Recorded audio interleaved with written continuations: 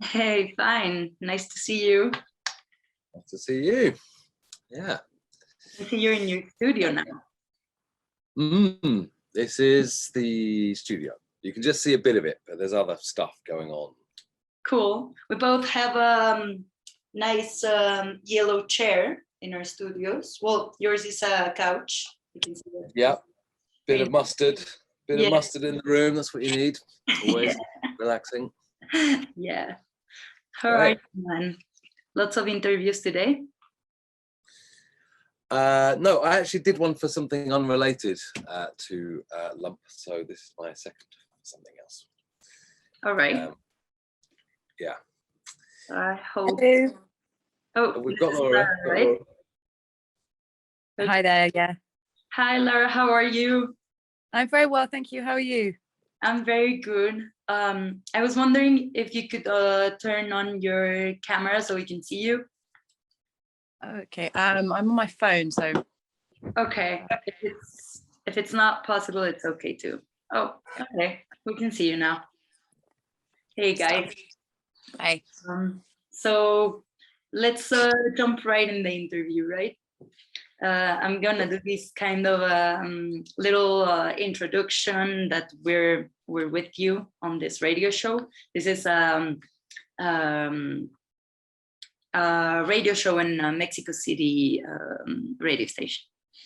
So estamos con Laura y con Mike. Ellos son Lump y estamos en entrevista con ellos desde Londres. Hi Laura, hi Mark. Hi. Are you both in London right now? No, I'm in a city called a small town called Margate on the east coast by the seaside. Oh, that's nice. Laura's in London. I'm in London. And how's London right now with the whole thing going on? Is it back to normal? Seems so, yeah. It's been a weird kind of full start, but it seems to be back to normal now. Nice. I hope everything goes back on track. Do you guys have gigs going on soon? Yeah, we just played a festival actually in England, in Wales actually, on Saturday night, and that was a moment. That was definitely almost back to normal. Yeah. Yeah, I mean, everyone had to take a COVID test before getting in and things, but. And we have some shows in England next week. Yeah, so it's happening. Nice. I hope it feels. Do you guys feel safe when you're playing currently? I don't know. How do you feel, Laura? It feels fine. I mean, it's festivals are maybe more safe because they're a bit bigger. Yeah. But pretty much everyone's double vaxxed now. Yeah, that's nice. I hope we can catch on. Us third world countries can catch on to you guys soon. Yeah. Hey, I wanted to ask you about the record. We've been playing every single song that's been coming out even before the album came out. We love it. And there's this kind of obscure vibe in the production and a very bright, beautiful sound in Laura's voice. So the result is kind of dual in that sense. How did you guys plan it, or is it just a result that you guys combined whatever you had in mind together, or how did that come up together? Well, when we perform live, actually, which we haven't obviously done for a long time, but we did this weekend, I think that's quite a good visual example of our different approaches, because I stand completely still, which I do all the time when I'm performing, and Mike bounces around the stage like a puppet. I've never seen it. And I think that's definitely reflected in the music, and the music's all written before I contribute anything to it, so I'm the kind of last thing, so I'm just sitting on top of Mike's work, as it were. So I think that's probably why it comes out so dualistic. It's a very good result, and I didn't imagine that you actually looked like that physically when you were performing too, right? Like you can hear it in the music, but it's very cool that you say so that it happens also on stage. I don't want to classify it as a very feminine or very masculine side. I prefer like the grace in the area, you know, like I prefer the colors and than the gender classification. But it really feels that like that duality says a lot in the music. Do you know what I mean? Like I've read that well, you just said it yourself, you're kind of blind when you perform on top of Mike's work. So how does that work for you in the studio? Like you just come with some of lyrics written just a bit and then you just jump in, or how does that work? Usually I come in, you can see Mike's sofa behind him there in his studio. I come in and Mike plays me something that he's been working on, and then I try and decipher kind of melody out of it, and I don't have the lyrics written, but I have words that I want to get in, you know, like weird phrases and things that I like, and that kind of sets the tone of the song lyrically. And we usually do a song a day, so it's usually quite a quick process, so it's not very overthought as well, which is why I think it sounds quite spontaneous, I guess. I don't know if it sounds spontaneous in the result. Like it just it feels like a mind flow. That's definitely it. Like I can hear you. It's not like you spit out words, but it's just like a train of thought that won't stop, right? Well, it kind of hear like that. Yeah, that's what I hope for. That's right. I also hear in some of the beats, obviously it's not like a present thing, but just kind of like a march, you know? I know it's like in music, you get the metronome and you get beats going on, but I just feel like there's kind of something kind of robotic in the production that the voice just breaks through it. How do you feel it like that, Mark?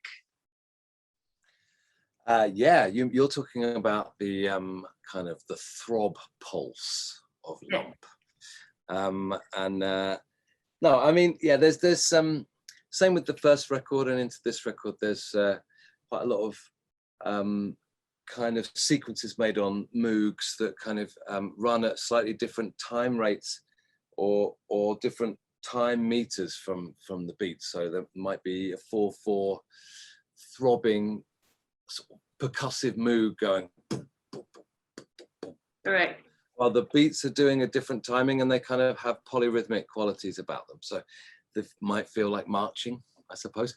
And then I guess it's the challenge for Laura to then kind of decipher some of these kind of time signatures and rhythms and try and give them a sort of effortless, natural flow, which she is able to do because she's really good. She definitely is. I really think you guys work really good together in that sense, and it also feels very natural now that Laura says that you record a song a day. It's just like if you guys were just having a conversation through your work. Does it feel like that for you guys? Yeah, for me, it is that actually, because you know, in fact, I mean, for our, both the making of both the first record and this record, there has not been any conversation really about the music until, Laura, you hear it for the first time, and it is a kind of conversation, and you react to it in real time, or as real, you know, effectively in real time. And it is one day once that conversation has happened. I mean, there's lots of preparation from my end before that one day, but and afterwards as well. But that time when we're together, we're having a chat with music. That's right. It's a really good way of putting it, actually. Cool. Exactly. Hey, I wanted to talk about the choice of the name of the project. Lump feels to me like this is a foreign language to me, right? So lump to me, it just feels like kind of a living thing that you can touch beneath the skin. It's kind of a gross thing, actually, if I think about it. And it's a very weird choice of word to name a music project. Weird to me. Maybe you can explain it better. How did I think come up? I think it's universally weird for everybody, and it has not worked out in our favor because it's not a very nice thing to Google.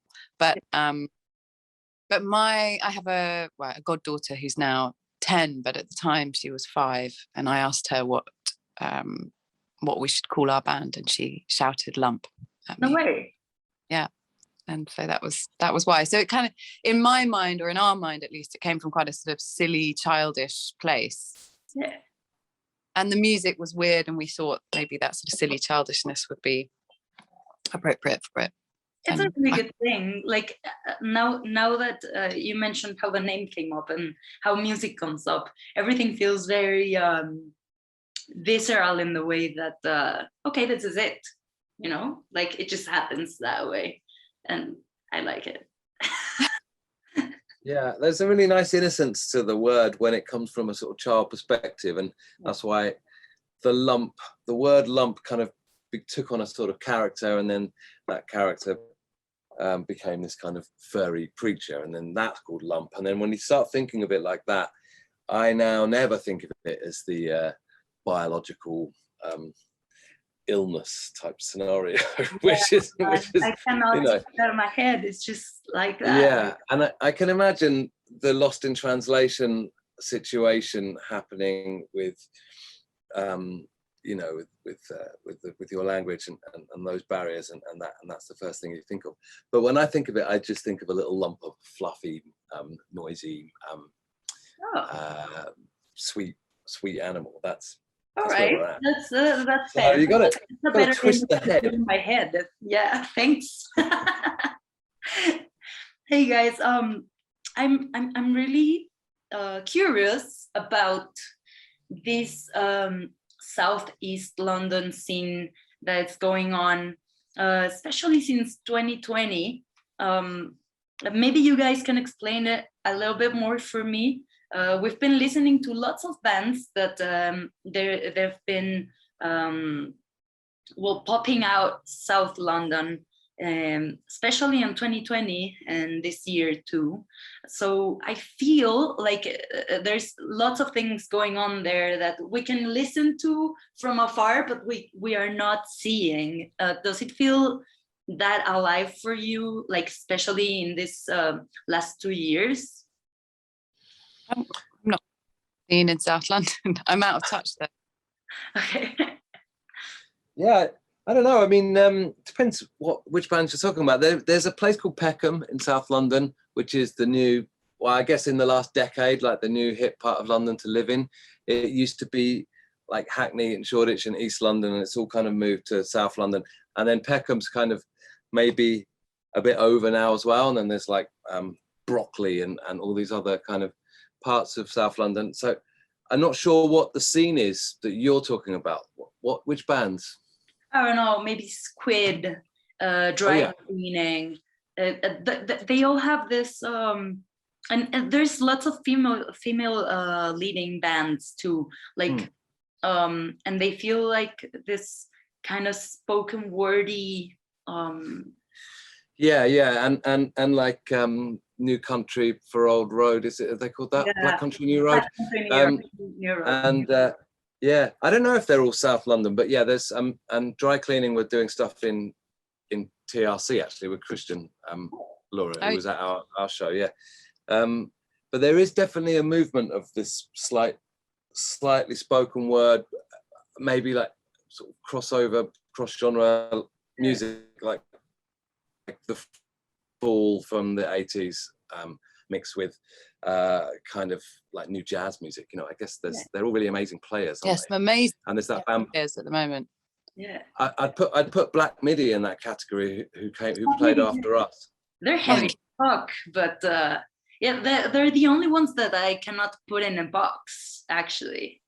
They were playing after us at this festival that we did this weekend, and I'd never heard of them.